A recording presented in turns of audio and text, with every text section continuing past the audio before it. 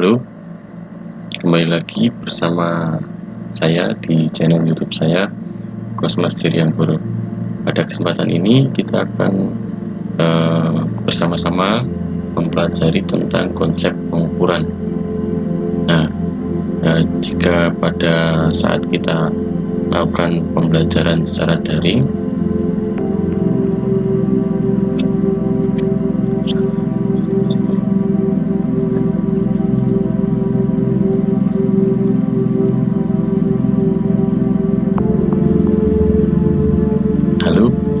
kembali lagi bersama saya di akun halo salam sehat untuk kita semuanya. Kembali lagi bersama saya di channel YouTube saya, yaitu Cosmas Cerianggoro. Pada pembahasan pertemuan kita pada kali ini, kita akan membahas tentang konsep pengukuran. Jadi di awal ini kita akan mengenal dulu apa itu sebenarnya konsep pengukuran, bagaimana proses pengukuran dilakukan, dan apa hasil dari proses pengukuran itu sendiri. Secara umum, atau ketika saya buatkan peta konsepnya, pengukuran ini terdiri dari tiga, ya.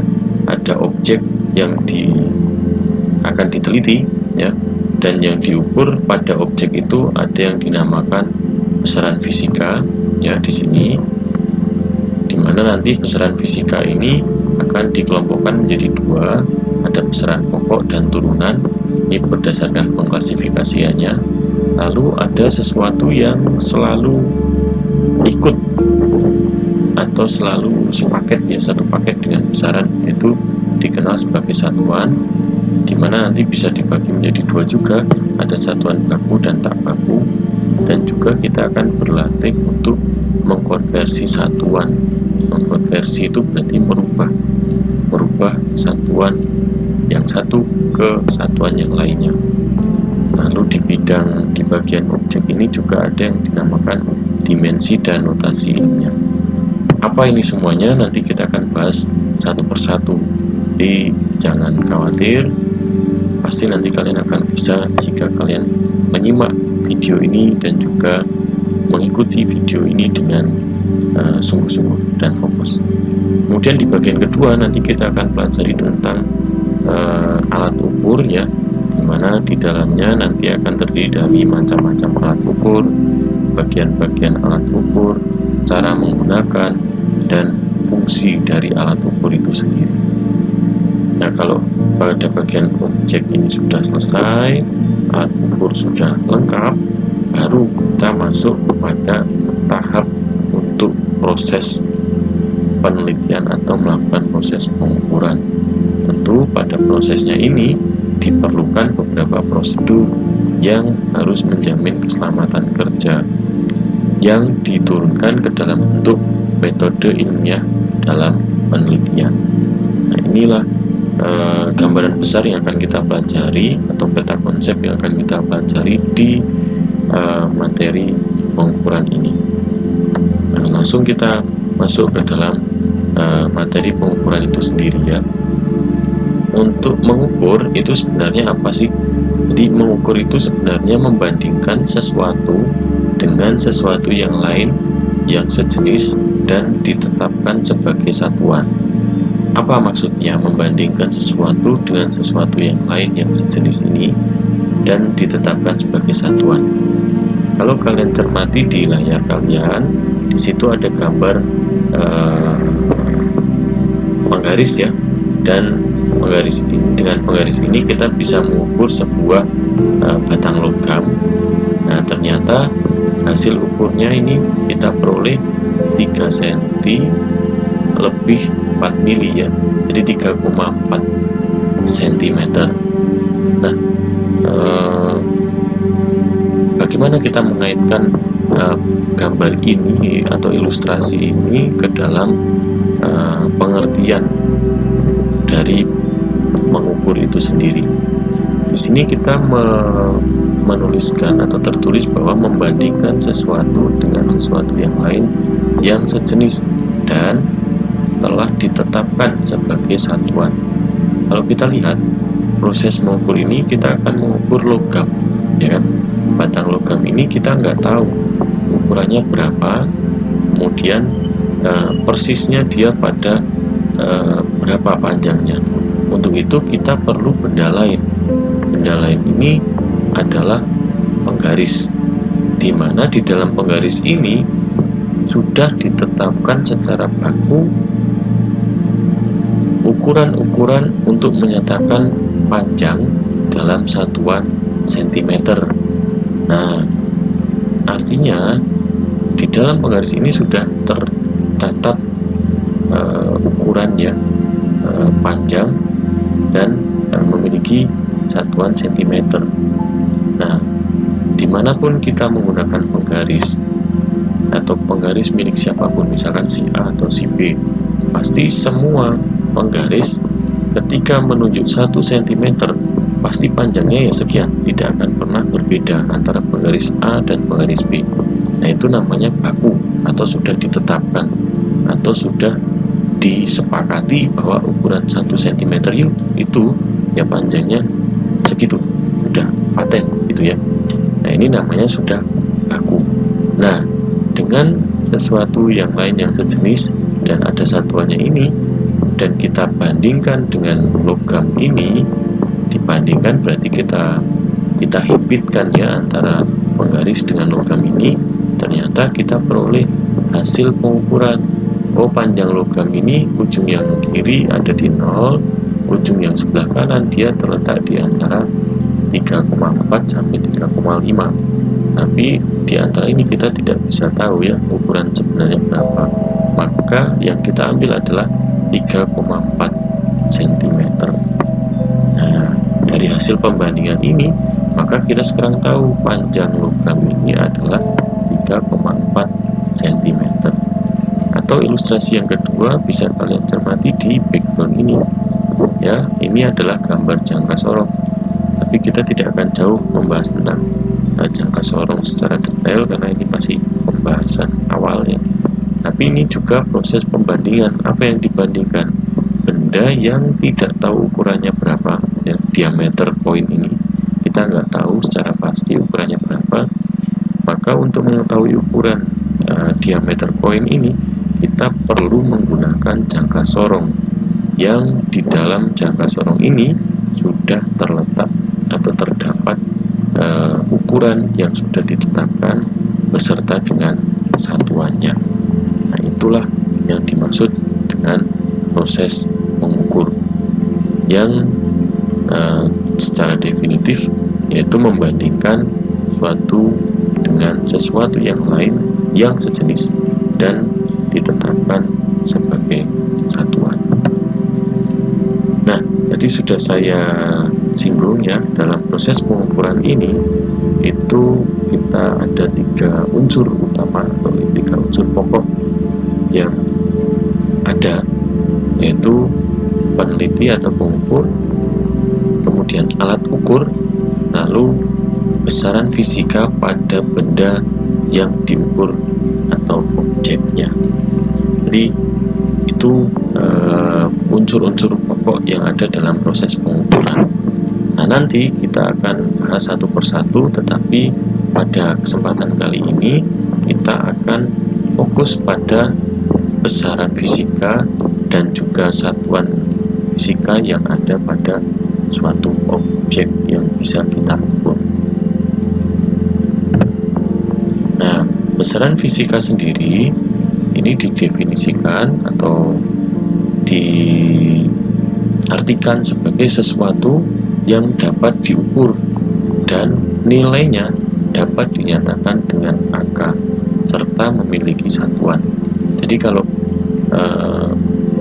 sesuatu yang diukur, sesuatu yang ada dalam objek yang tidak dapat diukur, itu dikatakan bukan besaran fisika ya.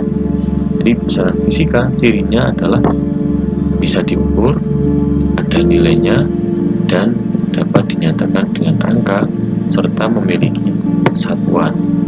Nah, contohnya apa? Misalkan ketika kita bicara soal hewan tertentu, kita ambil gajah gitu ya.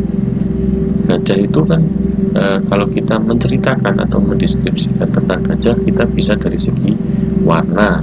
Oh, gajah ini berwarna abu-abu misalkan. Memiliki telinga yang lebar. Gajah ini punya kulit yang kasar, dan pada kesempatan ini gajah ini terlihat sedih karena meneteskan air mata misalkan gitu. Nah, apa yang saya sebutkan tadi seperti emosional ya, perasaan atau emosional karena meneteskan air mata, kemudian warna, lalu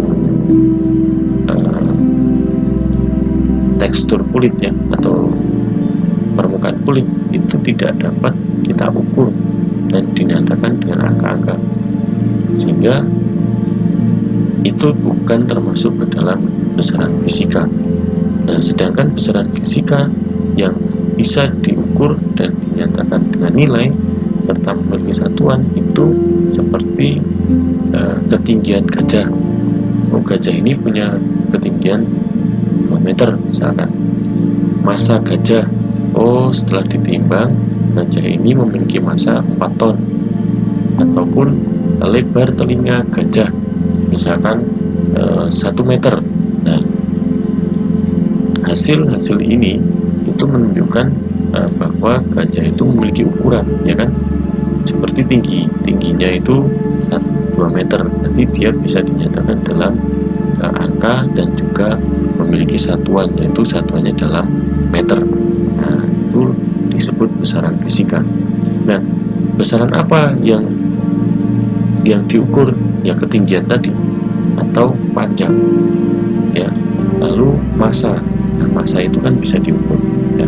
Jadi pengertian atau definisi secara singkat ya, untuk gambaran secara singkat terkait dengan besaran ya, itu tadi seperti yang sudah saya sampaikan juga pada saat kita melakukan PJJ. Yang berikutnya, besaran sendiri itu berdasarkan jenisnya ini dibagi menjadi 2, yaitu besaran pokok dan juga besaran turunan. Besaran pokok ini yaitu besaran yang satuannya telah ditetapkan terlebih dahulu dan tidak bergantung pada satuan-satuan besaran lain. Jadi besaran pokok ini dapat kita artikan sebagai besaran yang sudah ditetapkan terlebih dahulu, baik besarannya maupun satuannya. Jadi tidak tergantung dari satuan atau besaran lain. Ini berdiri sendiri ya besaran pokok ini. Yang kedua yaitu besaran turunan. Besaran turunan ini adalah besaran yang diturunkan dari besaran pokok. Nah, nanti akan ada contoh-contohnya lebih lanjut ya. Yang kedua, besaran fisika juga bisa dikelompokkan berdasarkan arah. Nah, ada yang disebut sebagai besaran vektor. Jadi besaran yang punya nilai dan juga arah. Jadi selain punya nilai, dia punya arah. Yang kedua, besaran skalar. Besaran skalar ini yaitu besaran yang hanya memiliki nilai saja. Nah, contohnya apa untuk besaran vektor? Misalkan kecepatan. Oh, sepeda ini bergerak dengan kecepatan 3 meter per second ke arah timur, atau 4 meter per second ke arah barat. Artinya sepeda itu bergerak setiap 1 detik menempuh 4 meter dan bergeraknya ke arah barat. Ada angka, ada nilai, dan ada arah. Nilainya 4 meter per second, arahnya ke arah barat. Itu adalah besaran vektor. Jadi kalau ada besaran yang mengandung 2 unsur nilai dan arah, maka disebutnya sebagai besaran vektor. Contoh yang lain misalkan seperti gaya. Ketika kita memberi tarikan dan dorongan, tentu kita akan mendorong benda itu ke arah yang kita inginkan. Jika kita mendorong ke arah utara, maka benda akan bergerak ke arah utara. Nah, nilai gaya dorong kita dapat kita ukur, misalkan dengan kaca pegas ya. mengukur, hasilnya 4 Newton. Nah, karena kita mendorong atau menarik benda ke arah utara, maka benda itu mengalami gaya sebesar 4 Newton ke arah utara. Itu contohnya untuk besaran vektor. Nah, sedangkan untuk besaran skalar, ini contohnya massa gajah tadi kan 4 ton ya, sehingga pada besaran massa kita tidak bisa menentukan arahnya kemana. Jadi berarti informasinya hanya sampai pada nilai saja, yaitu 4 ton. Nah, itulah perbedaan antara besaran vektor dan juga skalar. Nah, untuk berikutnya kita akan fokus pada pembahasan besaran fisika yang diklasifikasikan berdasarkan jenisnya. Jadi kita fokus ke poin pertama ini. Nah, selain itu, selain pada besaran, ada hal lain yang juga satu paket dengan besaran fisika itu, yaitu satuan fisika. Apa itu satuan fisika? Yaitu besaran sejenis yang digunakan sebagai pembanding atau besaran yang digunakan untuk menyatakan hasil pengukuran besaran fisika. Nah, ini ada yang pertama, poin pertama, yaitu satuan.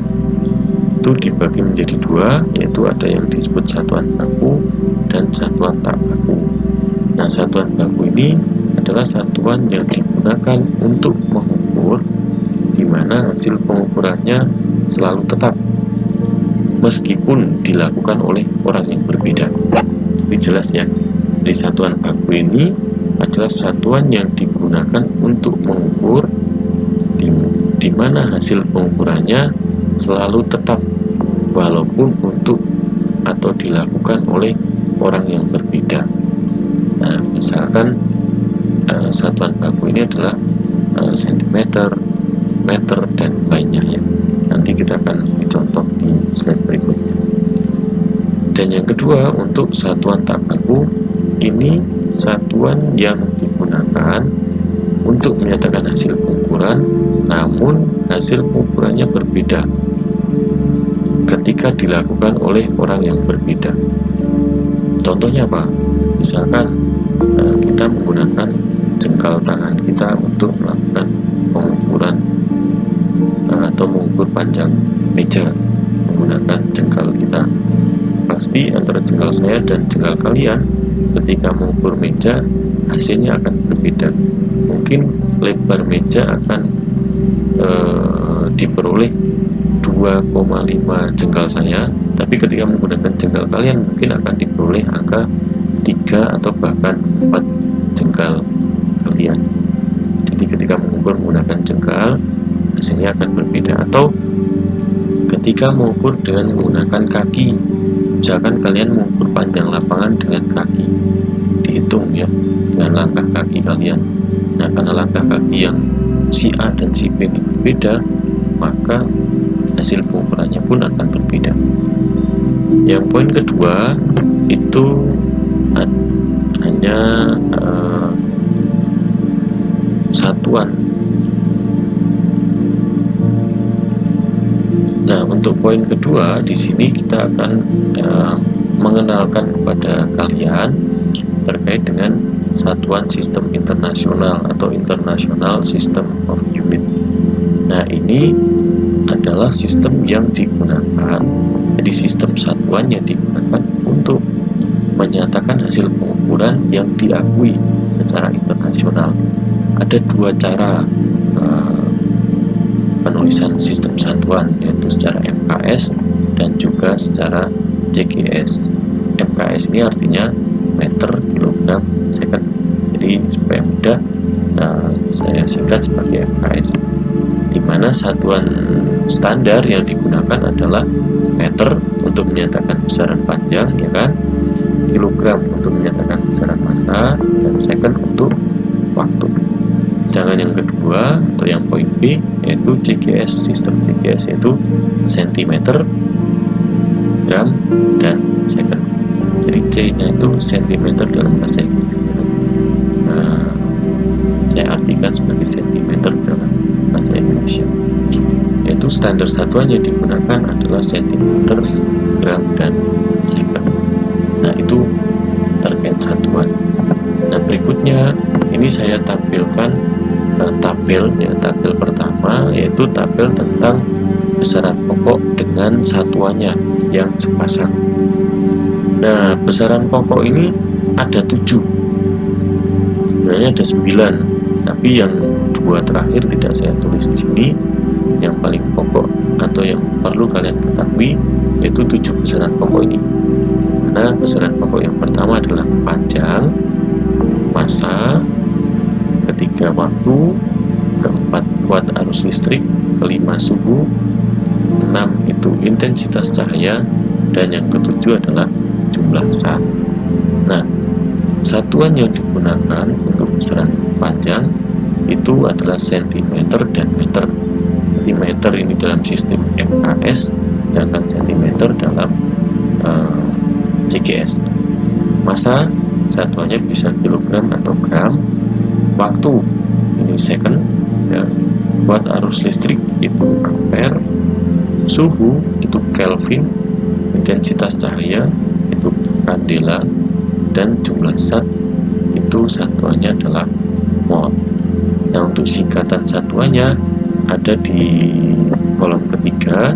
Nah, ini bisa kalian cermati dan kalian sering gunakan supaya bisa